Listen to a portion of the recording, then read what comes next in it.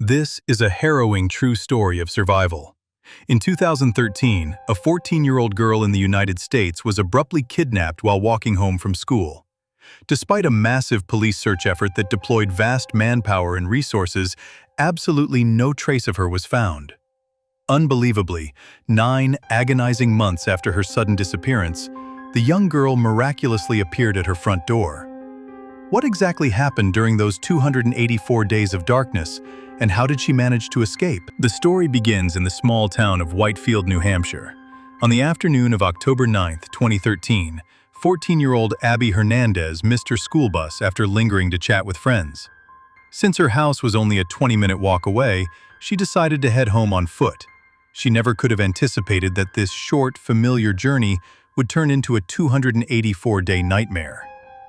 Not long into her walk, Abby's brand new shoes began to cause severe pain. The friction blistered her heels, making every step agonizing. Unable to bear it, she sat down on the sidewalk to rest. Suddenly, a car pulled up. A man, seemingly around 30 years old, leaned out with a face full of concern and offered her a ride. Initially cautious, the sharp pain in her bleeding feet convinced Abby otherwise. Thinking it was just a quick drive, she let her guard down and got into the stranger's car. However, as they approached the intersection where he was supposed to turn, the man stared blankly ahead and drove straight past it. Panic instantly set in. Abby demanded he stop the car, but he completely ignored her. Realizing she was in grave danger, Abby desperately pulled at the door handle, only to discover it was locked from the inside. The driver then turned to her, his previously kind face now twisted into a vicious glare, and pointed a handgun directly at her head. Terrified, Abby stealthily reached into her pocket for her phone to dial 911. The kidnapper noticed, snatched the phone, and violently smashed it to pieces. When Abby screamed for help at the top of her lungs, the man pulled out a stun gun and electrocuted her. Abby's body went numb, her vision went black, and she lost consciousness.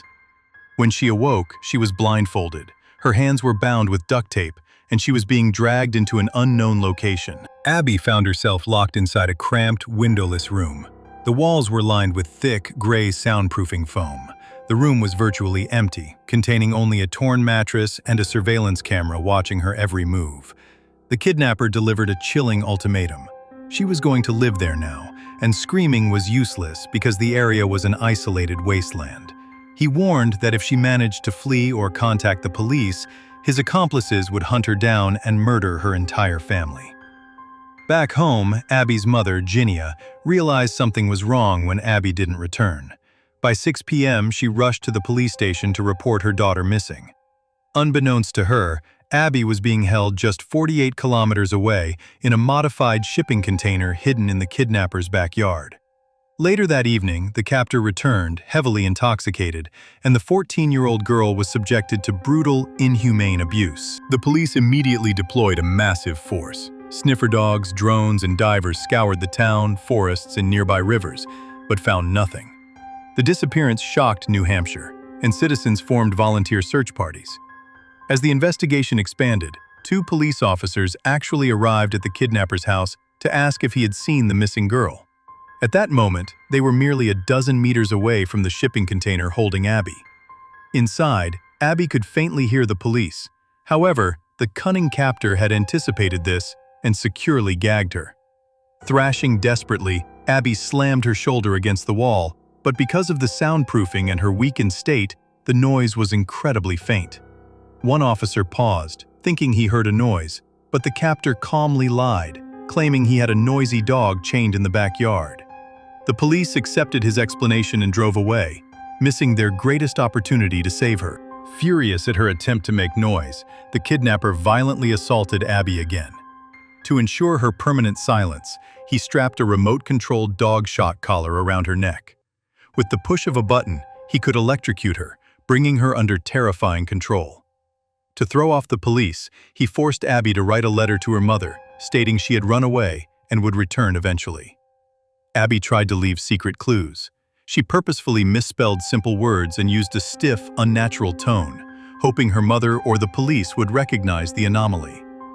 When Ginia received the letter, she immediately knew it was fake because her brilliant daughter wouldn't misspell basic words.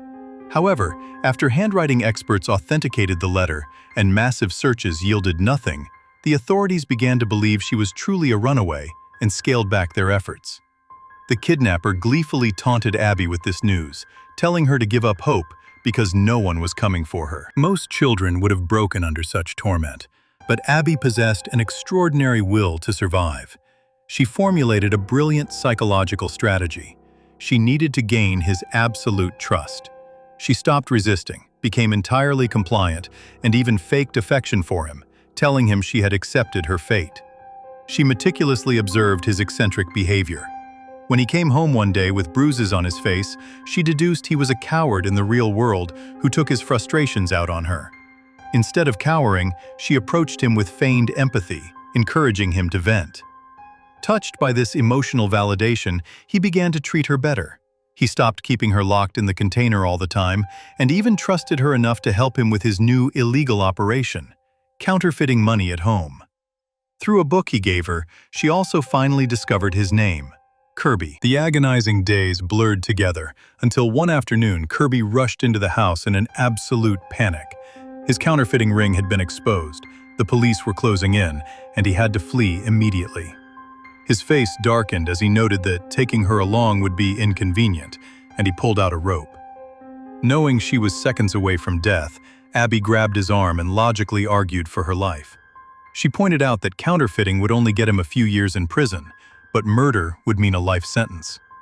When he coldly reminded her he was guilty of kidnapping, Abby countered with a masterful manipulation. She reminded him she had helped print the fake money, making her his accomplice. She promised she wouldn't expose him because it would incriminate herself. Furthermore, she suggested he simply drop her off, and she would tell her mother she ran away but decided to come home, ensuring no one would suspect him. Miraculously, Kirby fell for her brilliant negotiation. That very afternoon, he drove her back to the exact street where he had abducted her and sped away. Abby was finally free. On July 20th, 2014, Jinya was organizing her mail when she looked up and saw an incredibly frail girl standing on the side of the road. It was Abby. The mother and daughter collapsed into each other's arms, weeping uncontrollably. After Abby recounted her survival, the police swiftly tracked down and arrested Kirby. He was convicted of multiple severe charges and sentenced to 90 years in prison. With her family's support, Abby slowly began to heal from the profound trauma. She grew up to be a resilient woman, becoming a successful hairstylist, getting married, and building a fulfilling life. Her classic survival case remains a powerful testament to human endurance, teaching a vital lesson. In the face of extreme danger, maintaining composure and using intelligent psychological tactics is often the key to survival.